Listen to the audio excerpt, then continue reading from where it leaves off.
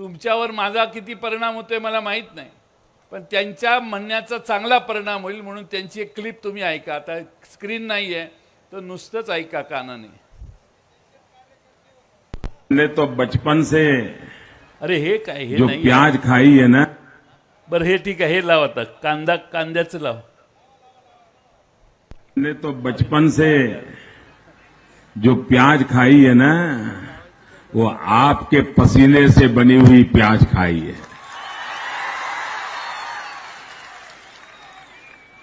हम तो आप ही के यहां से आती थी जो प्याज, उसी पे गुजारा करते थे.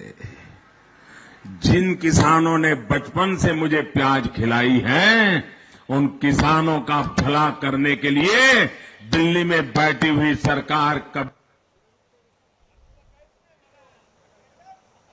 हे 19 सालचं भाषण आहे. हे याच्यासाठीच त्यानं ऐकवलं, मी नाही. मी दुसरं लावलंय.